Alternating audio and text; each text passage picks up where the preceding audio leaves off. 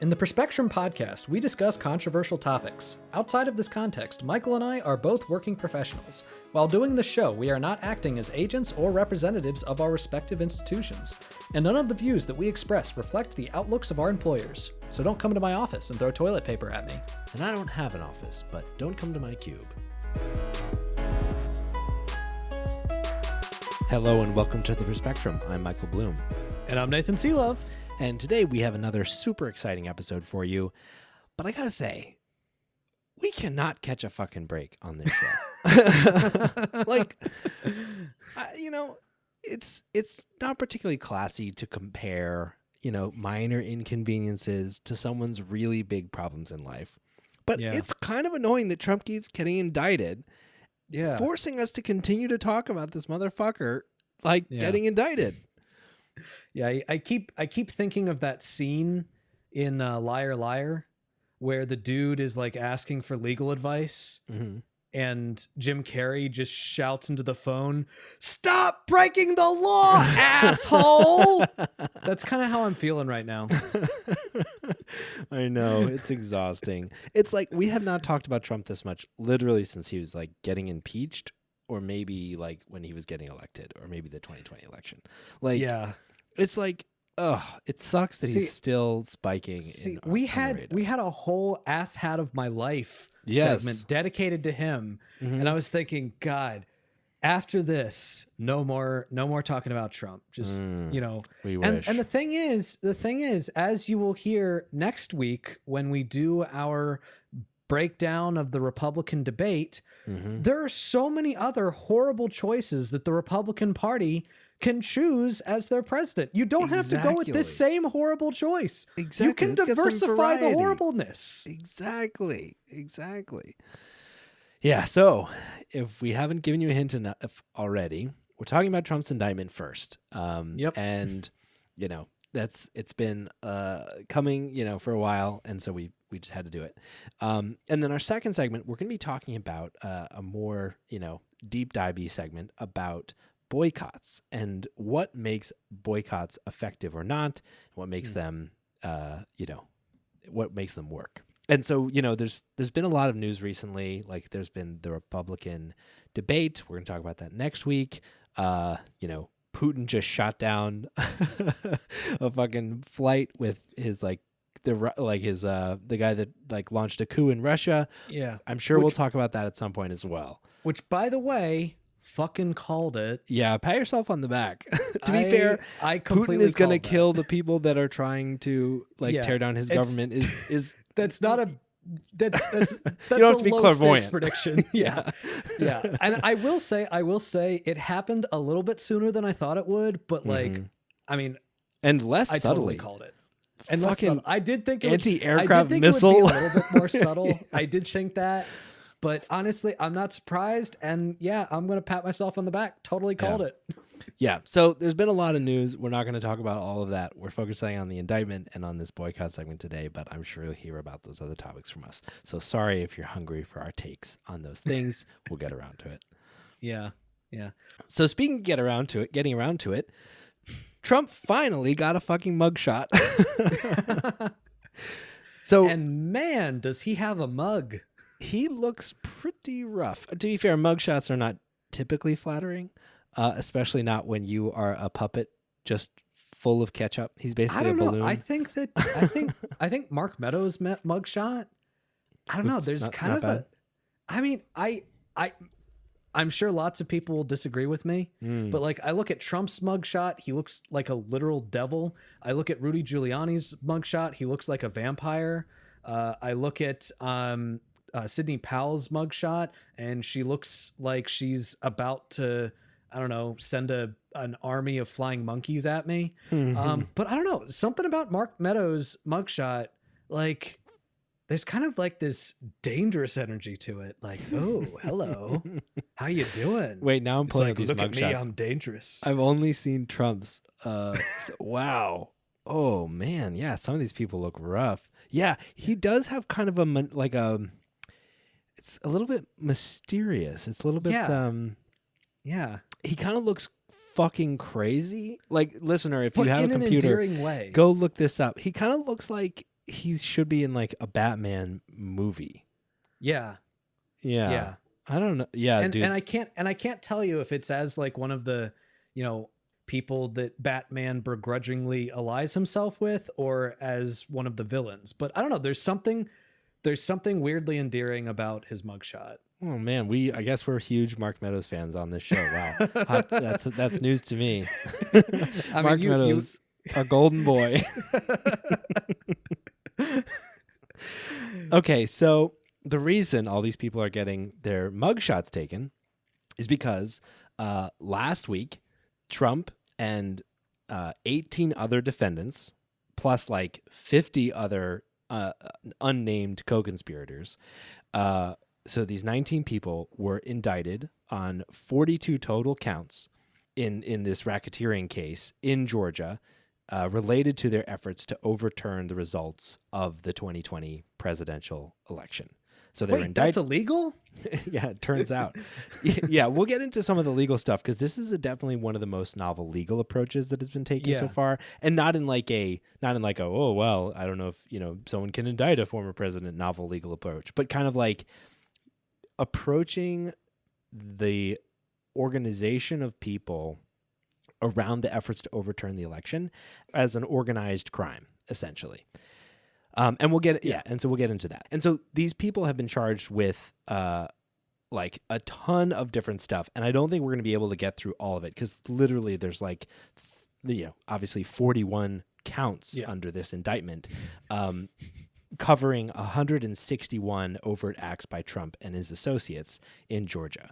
But ultimately, the prosecutor in this case said, quote, the enterprise constituted an ongoing organization whose members and associates functioned as a continuing unit for a common purpose of achieving the objective of the enterprise, which is essentially a way of covering all of the actions taken to overturn the 2020 election as as organized crime. Yeah. Yeah. And they're doing it under the racketeering, Influenced and Corruption Organizations Act, also known as the RICO Act. Yeah. And what's interesting about using that's the novel part of this. That is often used to go after mobsters. Yes. And one thing that I would like to point out about this is that there was actually a prominent commentator during the Obama administration, a prominent right-wing commentator that y'all might recognize, that actually argued for the use of the RICO Act to go after the Obama administration. His name was one Benjamin Shapiro, who is now basically saying, well, no matter what you think about the all of these charges, or what you think about Trump, you shouldn't like this because this is the thing that happens in third world countries. Of course. Well, it's like, dude, while you were like, you argued for using this exact law against Obama, bro. Yeah. Like they're using your approach. You should be flattered. Yeah, except against an actual crime instead of a fake one. An actual crime. Yeah, exactly. So actually, let's get right into it and talk a little bit about RICO and like why it might apply, and then we can get into what's being charged here and the people that are defendants. Yeah. RICO stands for Racketeer Influenced and Corrupt Organizations, and this is, again, a law to go after organized crime. It was originally put together to go after, like, mafia bosses, and this is actually a fairly typical kind of set of actions that you might go after with something like RICO. So it's a bunch of fairly disparate people that are working together towards a common criminal goal. And the whole goal behind RICO is that it enables prosecutors to charge defendants for overt acts that wouldn't necessarily always on their own be criminal, but are part of a larger criminal conspiracy and part of like a larger organization of people to affect a criminal outcome. Yeah. So basically think of it this way. A mob boss puts out a hit on, some dude because he didn't pay his protection money or whatever. The dude gets killed by one of the lower level mobsters. This basically makes it so that that person at the top who runs the organization can still be prosecuted for being part of an act that was a criminal act. Yes. And that makes total sense, because you are, I mean, as we've talked about in previous episodes, conspiracy to commit an act means that you don't have to be the one that pulls the trigger if you were involved in actually doing it. And if you're the one that ordered it, then that especially makes it so that you should be prosecuted. Yep. Yeah, exactly. And so one of the things that a RICO case enables you to do is to include a lot more detail and context in like kind of defining the scope of the criminal case. So rather than like charging each like act individually, the overt acts are kind of bundled together in order to make a case and provide evidence for this organization of criminality. And prosecutor Fonnie Willis, who is leading the prosecution here, described this as, quote, RICO is a tool that allows a prosecutor's office and law enforcement to tell the whole story, and basically saying that it enables them to show like this pattern of criminality and organized criminality to jurors in order for them to be able to, make their best case. One thing to note about RICO in this case is that in the federal context, it's a really difficult and limited law to apply. So it was on the Federal Act was established just to target organized crime activities around money laundering, bribery, drug trafficking, and some other serious offenses. But Georgia's version of the law specifically says that attempting or soliciting any of the mentioned crimes in the act can count as a predicate act. So basically in Georgia, RICO prosecutions there's kind of a lower bar, and they're easier to bring, and they can be brought for more stuff. And so while this potentially wouldn't be a tool that could be used at the federal level, in Georgia specifically, where Trump has some really bad record with regard to the 2020 election, this like law is potentially much more powerful. Yeah, and going through the actual counts themselves, you see that word solicitation a lot. Yes. Solicitation in this case meaning basically telling somebody to do something. So I want to try to read through the counts as quickly as possible. Like just there's 40 of them. There's 40 of them. Yeah. There's 41 of them. Yeah, 41 of them. And one thing to call out here is like Trump is charged under like 13 of these counts. Yeah. And I found this approach really interesting, to take Trump and Willis is planning to like prosecute all of these counts together and prosecute all 19 defendants simultaneously, which is more common in RICO cases than other cases. And I think this is really interesting, and mainly because I kind of like the approach from a political perspective of treating Donald Trump just like another one of the criminal people involved in this organization. Like, yes, he's the head, but it's also like, but he's not the only person. And it really reduces the ability to say, oh, they're just persecuting Donald Trump, because no, it's a criminal organization and they're trying to go after the whole thing. It's kind of like if the DOJ had prosecuted Trump as part of like all of the people that were charged under January 6th prosecutions, because it would be like, oh, it's just part of the the criminal enterprise here. Yeah. So count one, violation of the Georgia RICO, which we talked about a little bit. Count two, solicitation of violation of oath by public officer, false statements and writings, solicitation of violation of oath by public officer, solicitation of oath by public officer, false statements and writings, impersonating a public officer, conspiracy to commit impersonating a public officer, forgery in the first degree, conspiracy to commit forgery in the first degree, false statements and writings. You see that a lot. Yeah. Conspiracy to commit false statements and writings, criminal attempts to commit to commit filing false documents, conspiracy to commit filing false documents, forgery in the first degree, conspiracy to commit forgery in the first degree, false statements and writings, conspiracy to commit false statements and writings,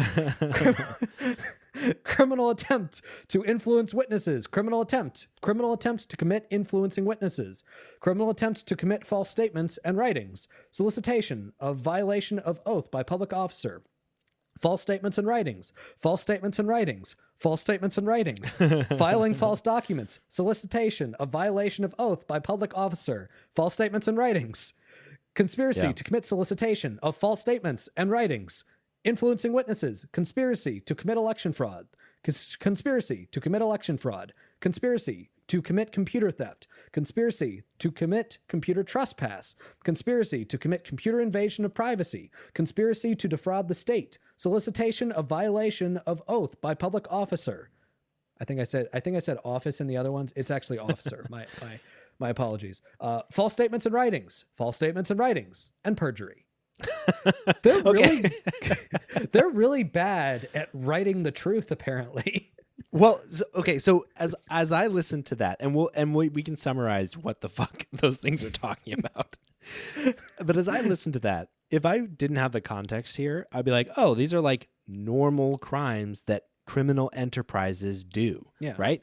They do criminal activities, and then they try to cover up those activities by filing false information and forging documents and soliciting unlawful actions by officials. Like, these are very familiar kind of criminal and boring kind of criminal charges, which I kind of love about this particular case.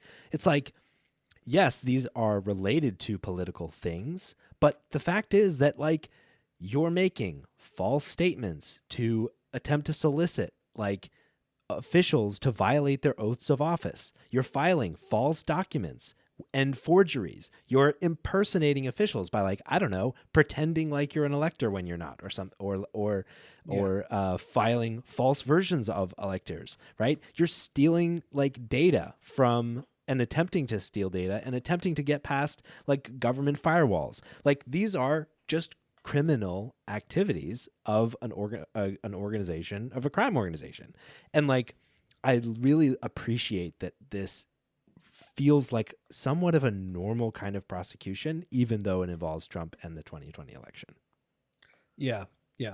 I mean, there's so many cases that are at this point notorious and public, and in many cases actual recorded, of Trump soliciting people to violate their oath of office. Totally. I mean, famously, Trump said to the acting United States Attorney General, just say that the election was corrupt and leave the rest to me and the Republican congressman. On top of that, we all heard the recording of Trump's call to Brad Raffensperger, where he straight up said, go find me 11,000 votes. Yep. That is soliciting a public official to violate their oath of office. Yep. Yeah, exactly. And on top of that, there's a bunch of detail in the indictment reviewing, like, the organization's attempt to harass election workers, and attempting to persuade Georgia lawmakers to ignore, votes and appoint a false slate of electors. And the indictment also accuses Sidney Powell and several of the co-defendants of tampering with voting machines, which, of course, they did, because they were trying to steal the data that belonged to Dominion voting systems of all of these voting records. And I would just like to reiterate, if all Trump had done was go around saying the election was stolen, I should have won, the election was stolen, we wouldn't even be having this conversation. That's fine. I mean, it's not fine, like, on a moral level. No, it's not cool. Wrong. It's not but cool. It's not illegal. But it's not illegal. Yeah, it's not illegal. Again, to reiterate a point that we made in our last episode, the speech itself is not the crime. Yes. It's the evidence used to establish motivation for the crime. Yeah, exactly. And so, as we mentioned, there are tons of people named in this indictment. So there are 19 people named. It's also described that this is a criminal organization of 50 plus individuals. But the people that are defendants in this case are obviously Trump, his White House Chief of Staff, Mark Meadows, his attorney and former New York City Mayor, Rudy Giuliani. Then you also have members of Trump's Justice Department, Jeffrey Clark, who we talked about last time, and who was like instrumental in attempting to, kind of take over the Justice Department in order to lie about there being election fraud, and then a bunch of people that aided Trump and his organization in Georgia, including other of his lawyers like John Eastman, Sidney Powell, and Kenneth Chesebro, and then a bunch of other people. And one of the things that I think is value about a RICO case, which I know which has showed up in some of the reporting, is that because defendants in a RICO case are often numerous and often loosely related, right? They're all only organized around this criminal activity. One of the goals of the RICO case is to get them to flip on other people in the organization or on the higher ups. And so, like, now you've got a bunch of these people actually indicted, and they're not just getting subpoenas by, the House investigation, and they're not kind of waiting on the sidelines, waiting to see what happens. These people are actually indicted, and so there's a bunch of leverage here to potentially get them to flip and even get more evidence of criminality by Trump and his associates. Yeah. And I mean, here's the thing, Donnie. When you surround yourself with people where their entire job is basically to lie to you. Mm-hmm. Yeah. Make you feel good and like you won an election that you didn't. Yeah. You can't be too surprised if they end up saving their own ass, because you're not dealing with people that have integrity. Sure. Yeah. Yeah, totally. So a couple other things I think we should definitely touch on. One is on the timing of all this and how it may or may not impact the presidential race, and potentially the office of the presidency. Yeah. So Fani Willis has announced that her intention is to try to get this trial to happen within 6 months. And that she wants to, as I mentioned already, prosecute all of the 19 defendants collectively. And pretty much every legal expert out there has said that this is an incredibly ambitious and unlikely timeline. So RICO cases can take an extremely long amount of time because they're very complex. Like one RICO case in Georgia has been going on since 2013 and has not had a trial yet. And so this could take a while just to get, a conclusion. And at the same time, you got 19 defendants, each of whom has their own lawyers, their own scheduling. They will file their own motions for continuance and all of these things. And so even just logistically allowing all of them an opportunity to review the evidence and construct a defense and all this stuff will be really difficult to do within 6 months. Although another thing that should be noted is that this is through the state of Georgia, which means it is not through the federal government. Yes. And the reason why that's important is because, number one, it means that if Trump does become president, he can't pardon himself. Yes. And number two, it means that if he becomes president, he can't shut this down. Yes. Because it's not the Department of Justice that's investigating him. Now, I don't know if there might be some type of lawsuit that might need to be settled by the Supreme Court, because there is definitely an open question as to whether or not you can prosecute a sitting president. Yeah. And something like that could very likely end up in front of the Supreme Court. At least in terms of using his powers as the president and his control over the Justice Department. Yeah. He can't really do anything about this. And on top of that, Georgia is a very interesting state when it comes to pardons, because the government, or rather the governor, cannot just pardon anybody. In fact, the government doesn't pardon anybody. There's a pardoning board that makes decisions about pardons after the person has already served time. They can only be granted 5 years after the person is released. They cannot be granted while the person is serving or before the person has been charged. So even if a Republican governor of Georgia wanted to pardon Trump, which I have the feeling that, that's not going to be number one on Kemp's list, he can't. Yeah. So there's really not much that Trump could do in that case to get out of being prosecuted, or rather to get out of serving a jail sentence if he is found guilty. Yeah. Yeah. This one seems like it might be the case most likely to put Trump behind bars, especially because in RICO cases, there's a minimum sentence of 5 years. So if he's convicted, he goes to prison unless there's some kind of intervening exception made for presidents. I could also see potential. I mean, I'm just making this up, but you might see well, let's delay this conclusion of this prosecution if he gets elected or something until after his presidency, at which time we can sentence him, or something like that. It is totally unprecedented waters that we're in right now. This is just never before seen. So it's difficult to say exactly how this will turn out, but it's definitely true that he cannot pardon himself. He can't shut down the investigation, and there's really no way for him to be pardoned in Georgia itself. And so whether this will impact the election is kind of to be determined. But so far, polling doesn't look good for Trump, though. Yeah, totally. Since this kind of came out, so this came out in on the 15th or 16th of August, at which point he was polling at around 53 to 54%. And since then, his lead has dropped to 51%, which, to be fair, is only, kind of 2 points in a race where he's leading by 30. But but it's the first time we've seen a dip as the result of an indictment. And his favorability rating has also gone down. So it's a little bit difficult to tell what's driving all of this. But, it's going to be really difficult for him to go through so many prosecutions and also campaign at the same time and also try to win that swing vote in a general election when people aren't even sure if he's going to be able to be in the White House and not behind bars.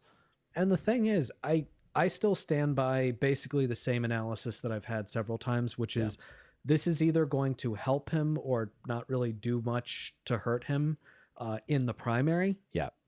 But it's going to hurt him in the general. And as it stands, polling is not looking good for Trump.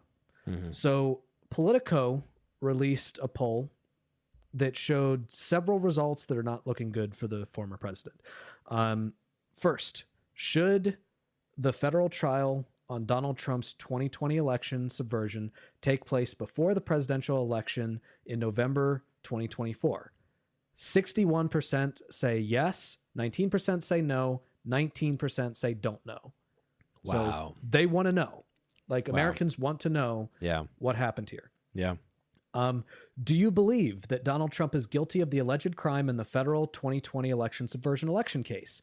51% say yes, 26% say no, 22% say don't know. Wow. And the thing is, I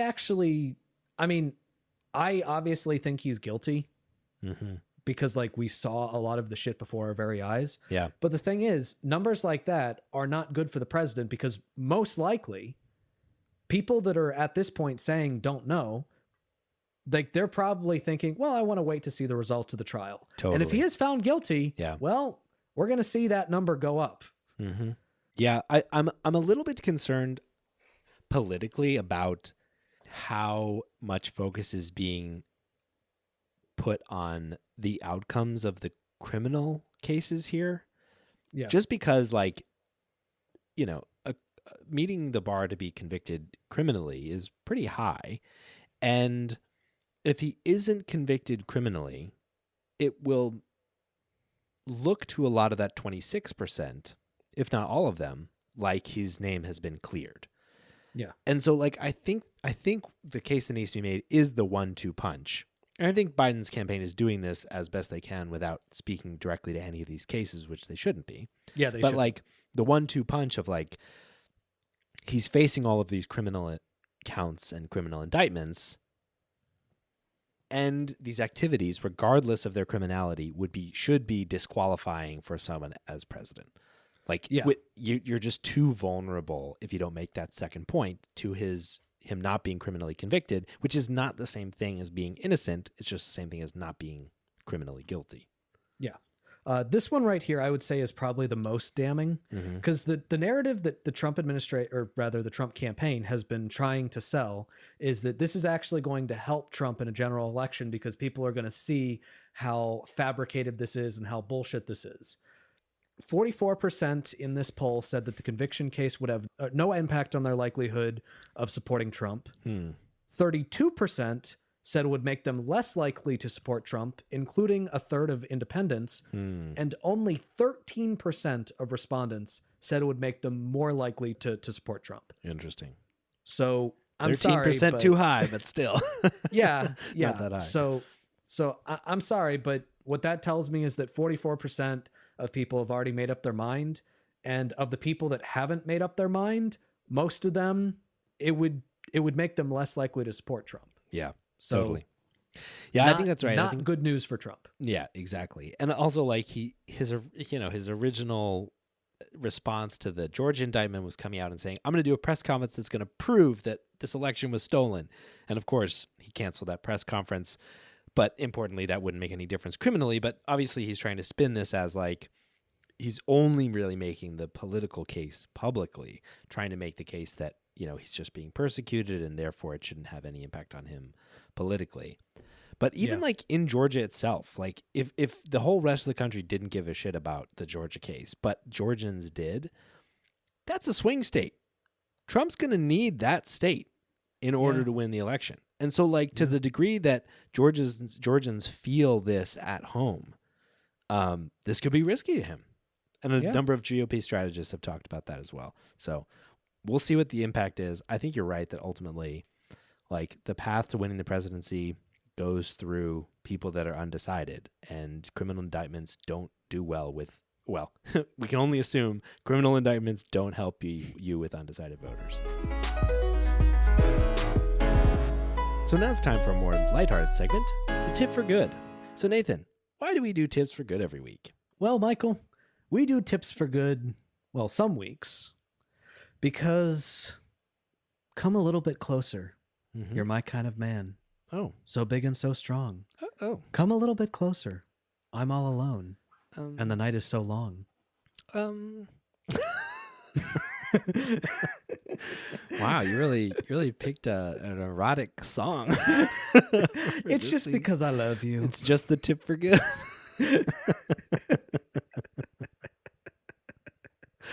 Yes. And let's take this off air. Yeah. And you know what? Michael? The reason why I'm saying all of this about you is because, Michael, I strongly believe that you, my friend, make the world a better place. Oh, that is so nice to hear. People don't say that to me enough. But you know what else makes the world a better place, Nathan? What is that? What's that? Tips.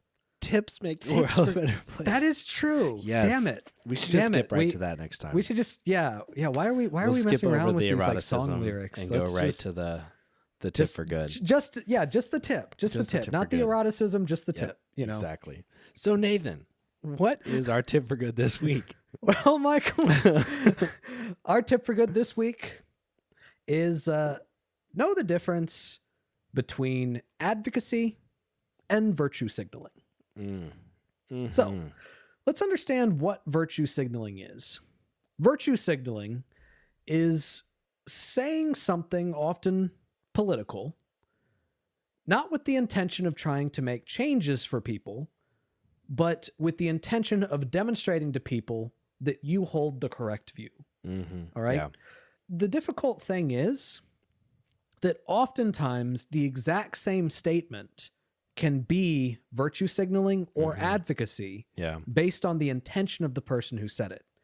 And I think that this really does come down to the fact that you need to view advocacy as not some fun thing that you do on the weekend or some hip thing that you throw on social media, but something where you are actually trying to make measurable change in the world. Yeah. So, for example, I often see instances where, some piece of legislation will come down that discriminates against trans people or, and a person will go on their Facebook and they'll say something like, I just want to let all of my trans friends know that you are loved and respected, and this is a terrible piece of legislation. Now, that same statement could either be advocacy or virtue signaling, depending on why the person said it. Mm-hmm. If the person said it because they want to make sure that their friends know that they're one of the good ones, Mm-hmm. you know, I'm one of the good ones. I'm one of the people that supports you. You know, don't hate on me as a cis person, you know, because I'm with you. Mm-hmm. That's virtue signaling. However, maybe you're saying that because you know perfectly well that when stuff like that comes down, it genuinely does damage trans people. Mm-hmm. And in many cases, it leads to the statistic that we cite all the time about how more than half or approximately a half of trans youth have had suicidal ideation within the last year. Mm-hmm. And you want to make sure that the friends that you have know that the whole world isn't like that. Yeah. That's not virtue signaling. That's actual advocacy. So what it comes down to is when you are posting political messages, always ask yourself, why am I doing this? Yes. Am I doing this so that people know that I'm a good guy? Or am I doing this because I genuinely want the world to change? Yeah, totally. And I think that's why this tip is mostly about our self-awareness and like self-policing. Like it really isn't something that's like go out there and try to, you know, suss out all the people that are virtue signaling. Yeah, no, not at all. Because that's not useful. It's not effective, and it's not how you build movements, and it's not how you make change. But virtue signaling is also not how you build movements and make change, because eventually your motivations will be misaligned with the facts. You won't have the information. You won't have the awareness. You won't be doing the work to do the right thing. I mean, we've all, honestly, I've been there. I'm sure we've all been there where we're trying to do the right thing. We're trying to like make it clear that like we're not like that or something like that. And we step in it. Yep. We'd fuck up because that motivation is somewhat corrupting. And so if we take the work seriously and take the information that we need to gather seriously and take the intellectually challenging work of examining these concepts and ideas seriously, we'll be much more equipped to do things accurately and well. But the only people that can do that for ourselves is ourselves. And that's Tips for Good. So for this next segment, we are talking about boycotts, which are in some ways kind of related to our tip for good in the difference between very much, advocacy and virtue signaling. Yeah, we're going to get into it. We're going to talk a little bit about like what they are and what makes for a successful boycott and kind of why people boycott and we'll just get into it. So something that is commonly said, usually by the other side when their opponents are doing a boycott, is that boycotts never work. Yeah. That if anything, you're helping the image, you're helping the product or whatever. And what's usually said by people that are pro boycott is, well, I mean, look at times in history in which boycotts have been successful. Sure. And the most famous example that they often point to is, of course, the Montgomery bus boycott during the civil rights movement. Sure. So I want to start out by talking a little bit about that. Talking a little bit about the Montgomery bus boycotts and why that was such a monumentally successful boycott and why it actually did lead to change. And the reason why I want to start out establishing that is if we understand why that succeeded, then maybe we can understand, number one, how to make sure boycotts that we might participate in the future actually succeed. Number two, what instances a boycott will actually be successful. And number three, learning some cool historical facts. Dope. So the story that is often sold to us about the Montgomery bus boycott is in the heat of the moment, there was this woman named Rosa Parks who was asked to give up her seat on the bus, and she was tired and she decided, you know what? I don't feel like it. And then she got arrested. And that one moment, that one instance of this person refusing to give up their seat on the bus sparked an entire boycott that was just spontaneous, completely unplanned, and would eventually lead to the integration of the buses in the Montgomery system. There's no more. This is the white section. This is the black section. It's now integrated. And the reason why that worked so well is because black people were a huge source of income for those buses, and they could not afford to keep running without that extra revenue. So that's usually the story that inspirational. Yeah, it's really inspirational. Yeah. It's not going to set us up well for a good boycott, though. Yeah. It also leaves out a lot of things. Mm-hmm. And when I say that is in no way to undermine Rosa Parks. Yeah. But it's to point out the fact that she was a part of a larger movement of organizers that did a lot of work to set this up and to make this successful. First off, she wasn't even the first black woman to refuse to give up her seat on the bus and get arrested. In fact, months before her, there was this young woman named Claudette Colvin that also refused to give up her seat and was arrested. Now, she wasn't used as the face of the movement because she had what they referred to in those days as a reputation. Oh. She was younger. She was darker skinned. And, she wasn't as highly established as the nice, calm, gentle church lady that Rosa Parks did. In fact, there are various cases of women getting arrested for refusing to give up their seat on the bus in Montgomery going back to the 1940s. Like, there were multiple instances of that happening. And in fact, multiple lawsuits from various women for the Montgomery system. The local civil rights chapters and the local church leaders were waiting for some type of spark to ignite a boycott that they had basically already planned on having. Mm-hmm. And Rosa Parks was the perfect symbol of that. Yes. Yeah. And part of that organization was, in order to get to work, they would basically organize carpools with each other. The church, the black church leaders and the civil rights activists would organize carpools so that they could still get to work. They would help each other out. They worked as a community in order to make it so they could still go on living their life without the buses, so they could sustain the boycott, but the buses, would not be getting their business. And that right there is what led to the success of it, because it was this massive, organized, and planned effort by brilliant people. It wasn't spontaneous. It really just wasn't. I know that makes a good story, but that's just not what happened. Yeah.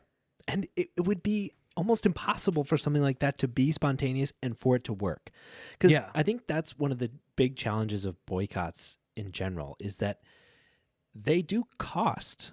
They are challenging. They force us to give things up, or to, like in the case of like boycotting like Walmart, for example, they force you to drive further for your goods or pay more for the things you need in your life. Same with Amazon. Like, it actually is not something that's free, which means that you either have to be somewhat privileged to participate, or you have to be supported to make it sustainable. And the sustainability is a key part of exerting that influence.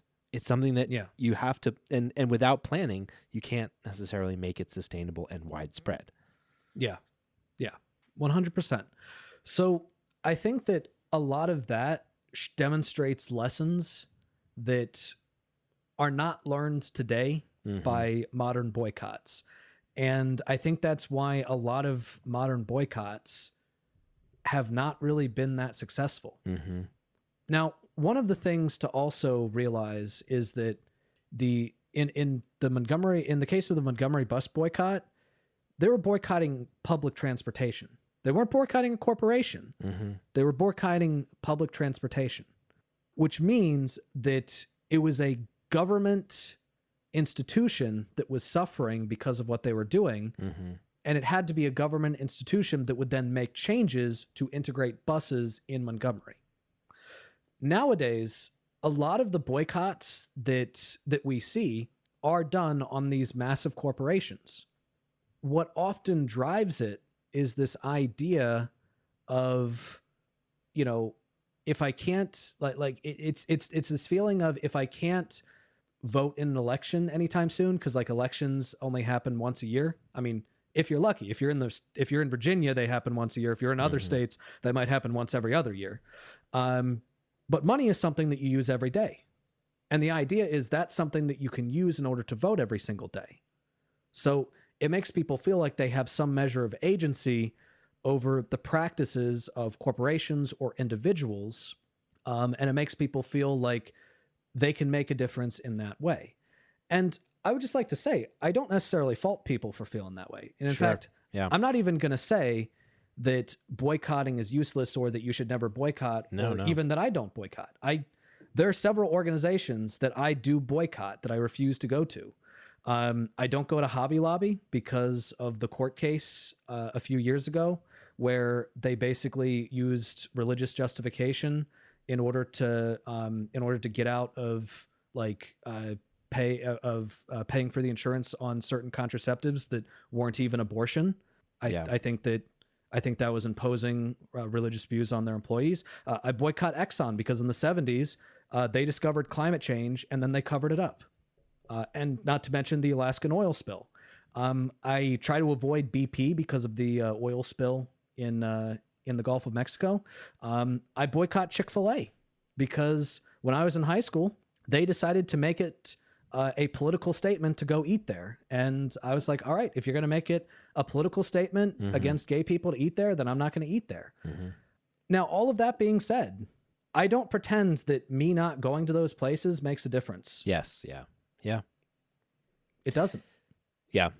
I think there's a few interesting things going on when we think about this. Like, one, there's to your point, like our individual kind of moral feelings about contributing money to the bottom line of organizations that have practices we disagree with. Yeah. And I think this is sometimes where there's a lot of squishiness in this area, because, like, to your point, like, you're not buying a Chick-fil-A sandwich, or say you fucking love Chick-fil-A and you go once a month. That's no money to them. Yeah. And so, like, that doesn't mean it's not worthwhile.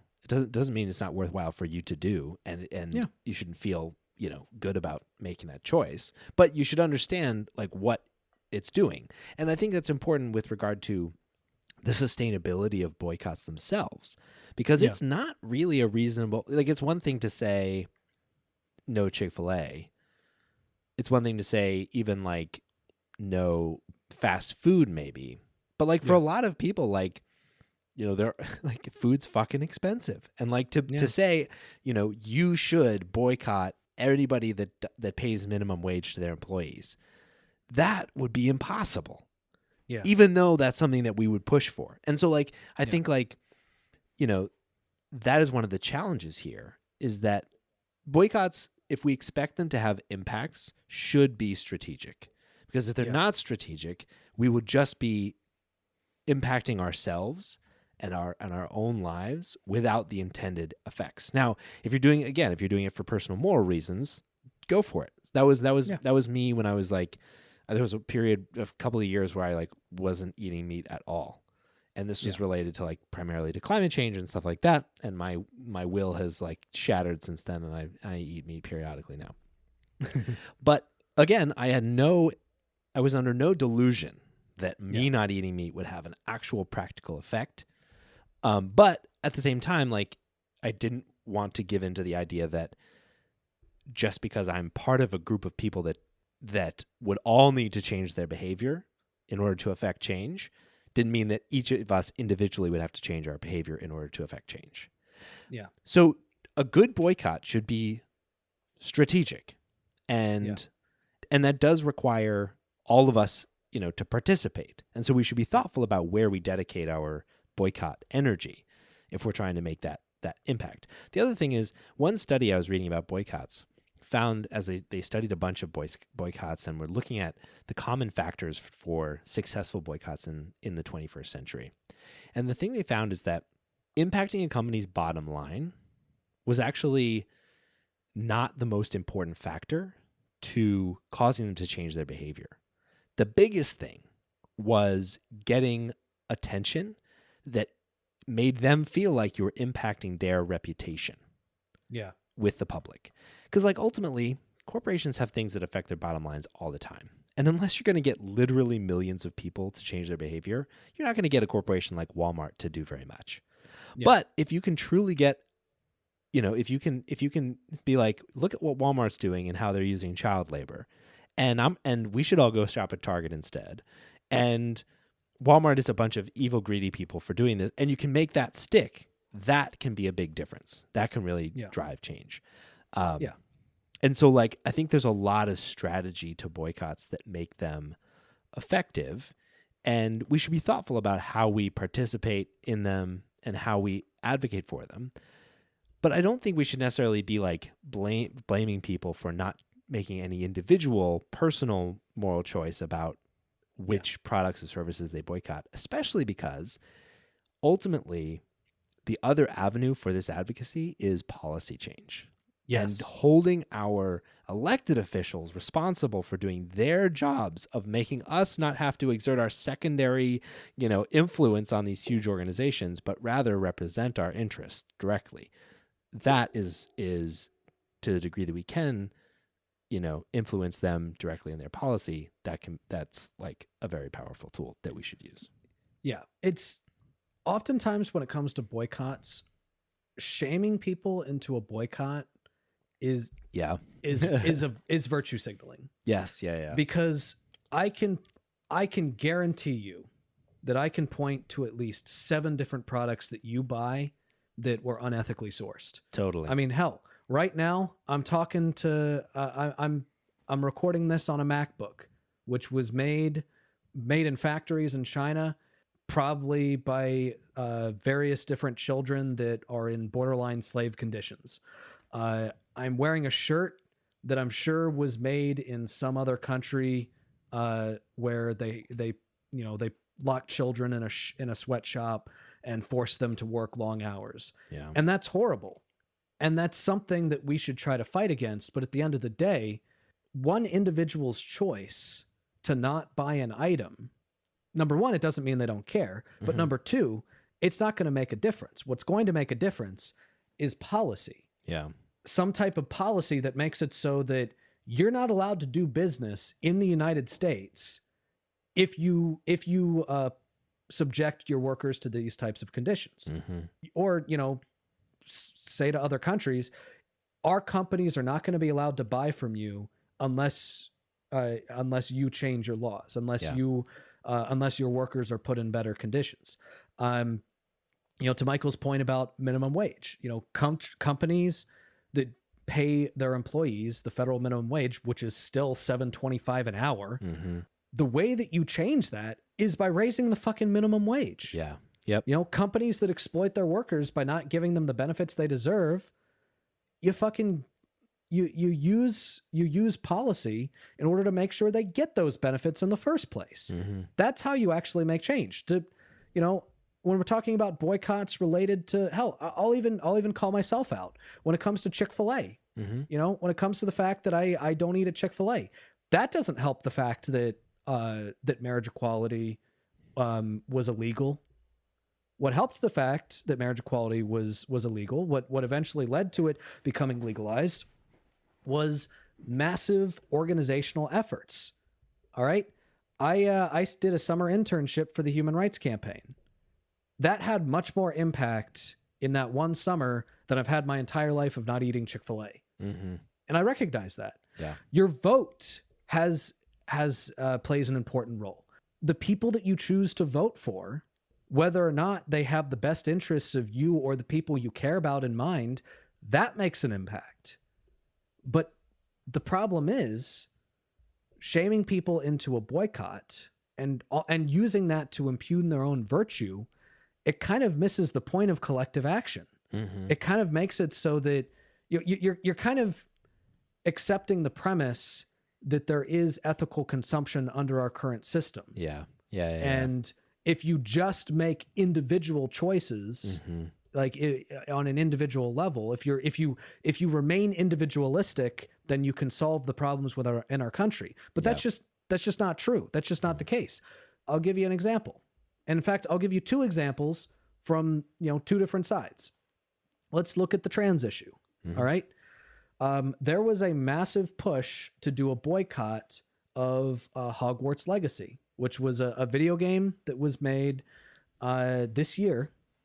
And obviously it takes place in the universe of Harry Potter, in which you play as a student going to Hogwarts.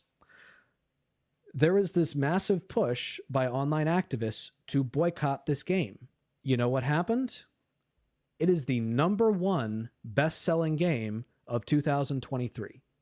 The #1 best-selling game of 2023. Beating out Legend of Zelda, Tears of the Kingdom, which reviews were... That was a huge release. Yeah, that was... It was a huge release. Yeah. Universally, people loved it. The re-release of Resident Evil 4, which Resident Evil 4, like the original Resident Evil 4, was a genre-defining game. Star Wars Jedi Survivor.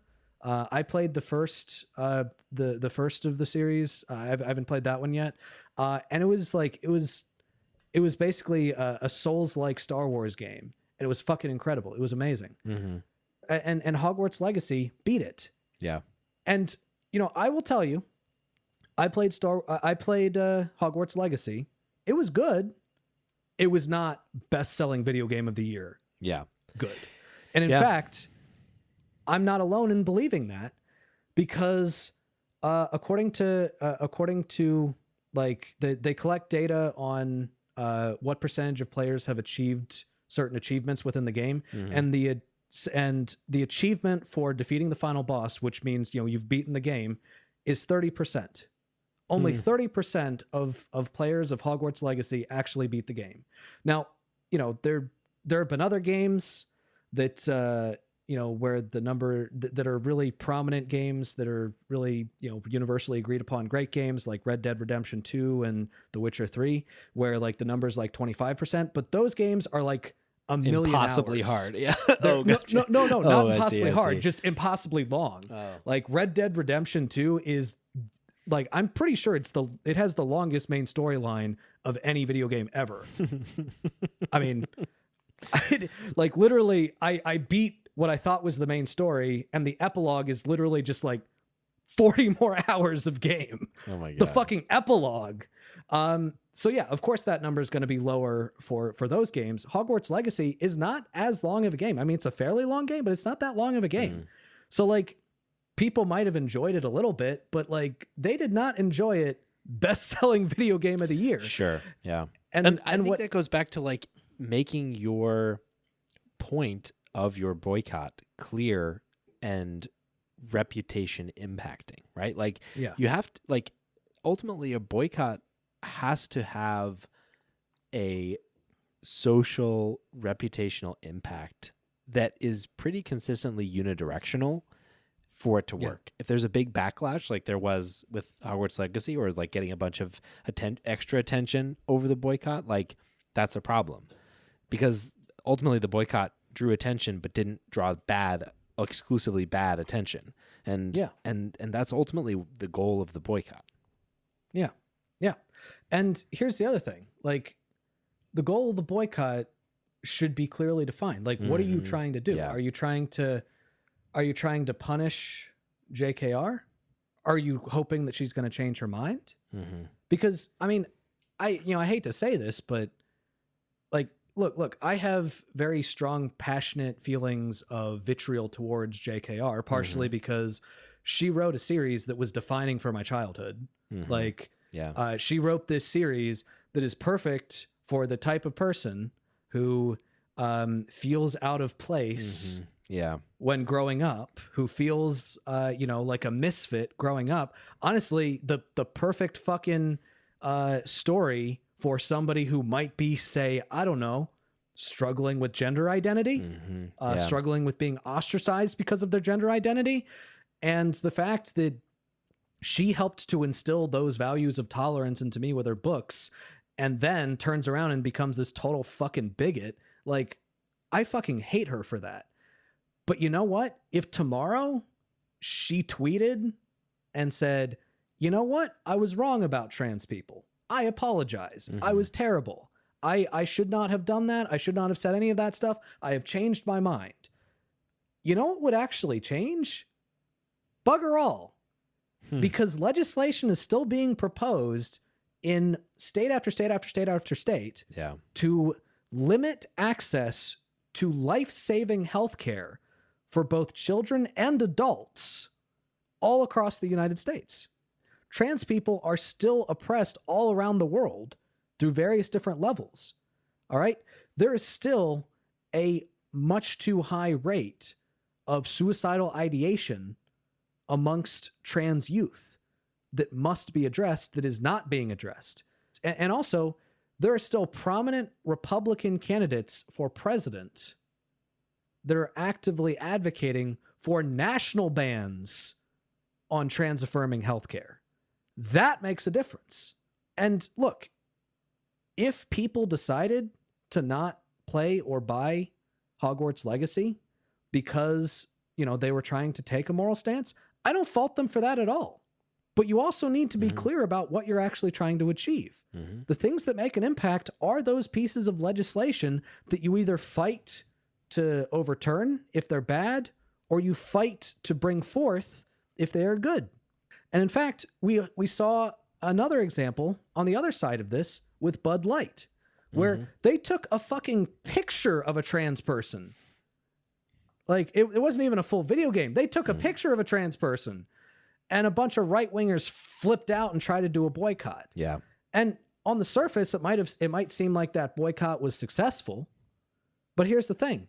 Number one, like, you know, on the side of it being successful, between April and June, the, you know, revenue dropped 10.5% compared to last year in the United States.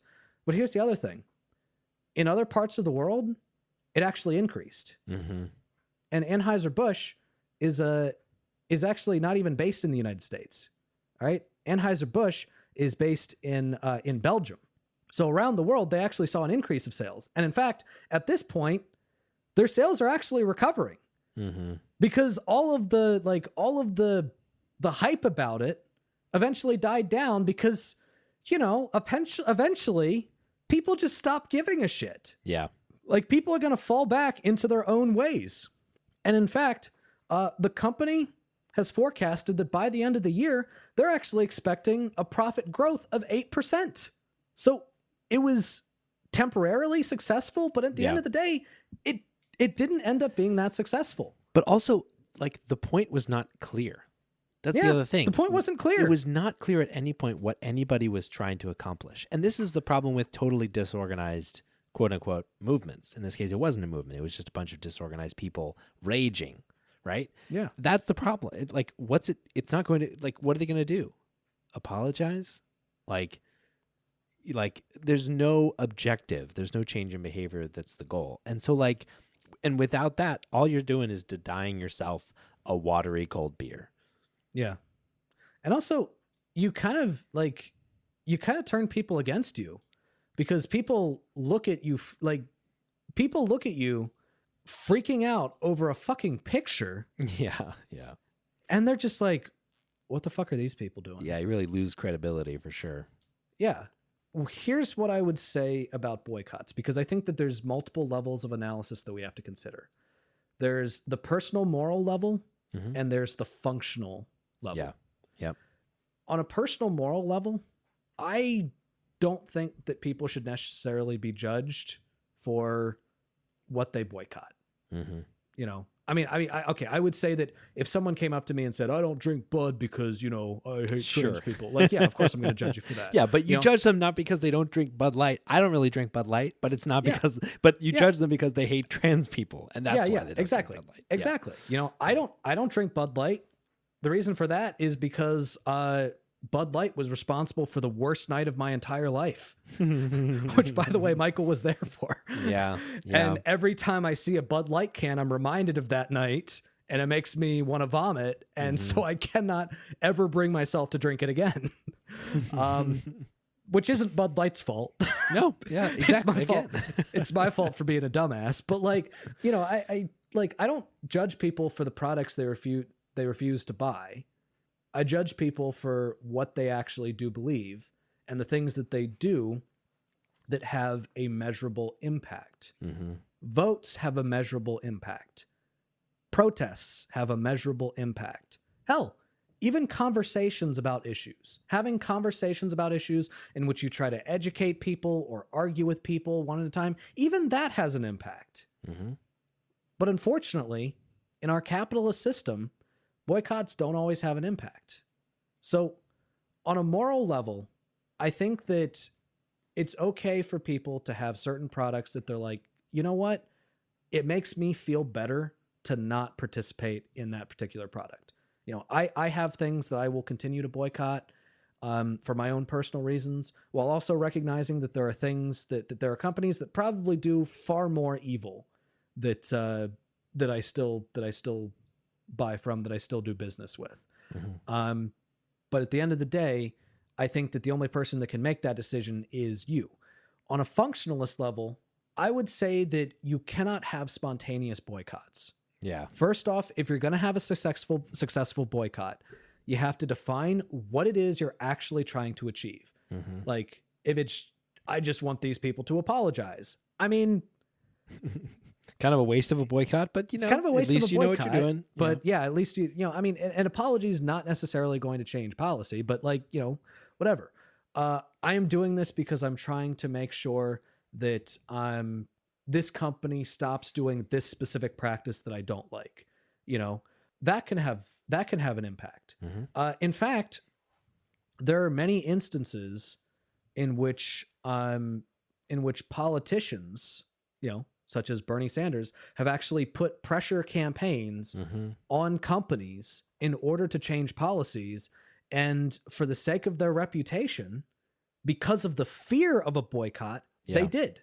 Yep. Amazon comes to mind. Yeah. The fact that Amazon raised their minimum wage to $15 an hour when Bernie Sanders did this major pressure campaign on them. Mm-hmm. You know, to Michael's point, it's not always just about the bottom line. It's about the reputation. Yes. Yeah. You know, if you threaten the reputation of a company and thus create the threat of a boycott, then that could actually make them change the way that they go about doing something to, you know, leverage. That's leverage. That's leverage. Ultimately, like, you're not going to be able to compete with the fact that labor costs 10 cents an hour in China, right? Yeah. Versus $7.25 in the US. You're not going to be able to compete that on the bottom line. There's almost no way you're going to make that cost up. But if you can get leverage by affecting the reputation, that's where you can make a big difference. And so, like, that strategy makes all the difference. And now it's time for one of our favorite segments, a miscellaneous what the fuck. So, Nathan, what's a miscellaneous what the fuck? Well, Michael, I'll tell you what the fuck a miscellaneous what the fuck is. So, a miscellaneous what the fuck is a segment that we created because we have an asshat segment for particularly heinous individuals, and we have a D-bag segment for people that make just stupid arguments. But sometimes something really funny happens that doesn't involve either of those.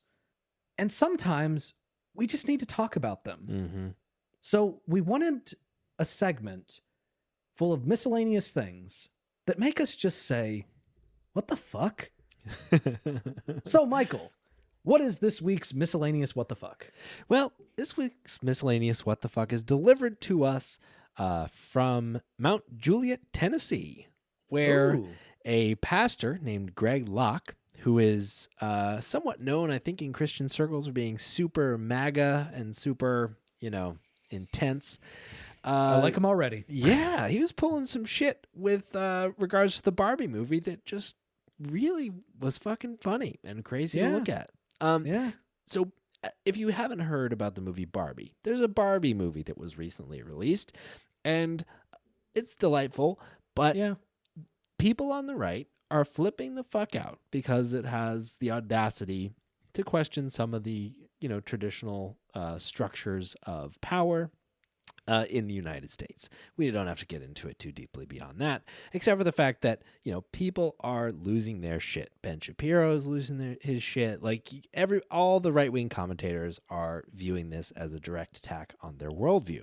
Which, by the way, another example of a boycott that really just put a movie, put something into the limelight. Exactly. Because the movie ended up making like what, $1.5 billion, something I don't like know. that. I think over $1 billion. Well over $1 billion. Yeah, well over $1 billion. Yeah.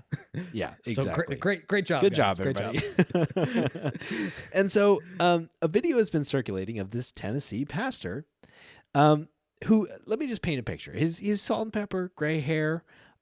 He's got a short sleeve button up, and he's kind of jacked. Like he's got, a little ripply. He's one of those pastors that's kind of ripply, and he's like got a huge screen behind him. It's one of those churches that's super techie.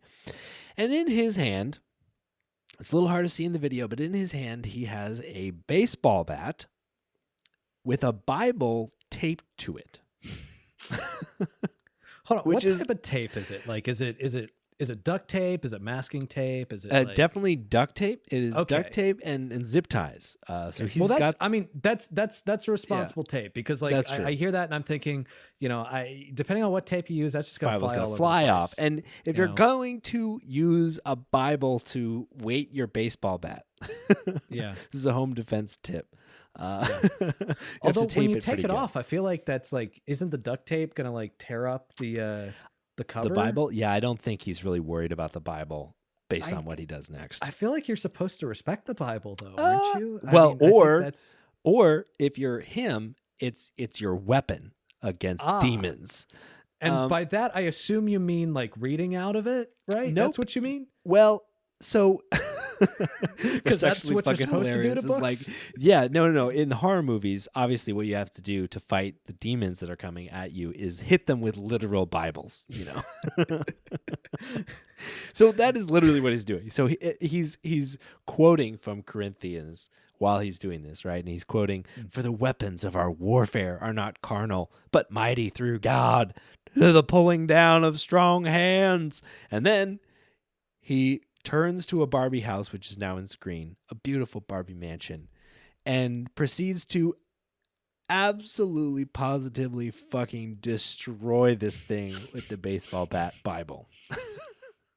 Which is just like, oh, I love it. I'm just loving, this is probably the most absurd freak out over the Barbie movie that I've seen so far.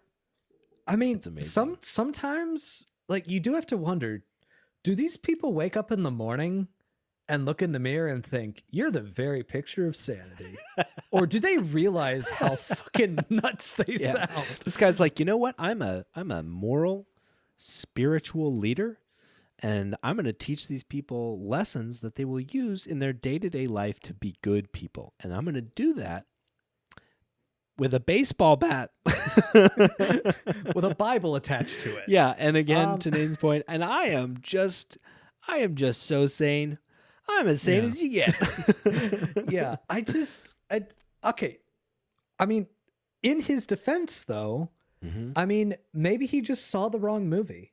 I mean, I know that there are horror movies that exist out there where like, it's like a dollhouse that gets infected by demons or possessed by demons. And maybe he saw one of those movies. I don't do horror movies, so I can't tell you any names of them, but maybe he saw one of those movies and thought it was the Barbie movie and was like, well, fuck, I need to sanctify this house with the Bible, and I don't want to touch it because I'm afraid of this demon like fucking possessing me.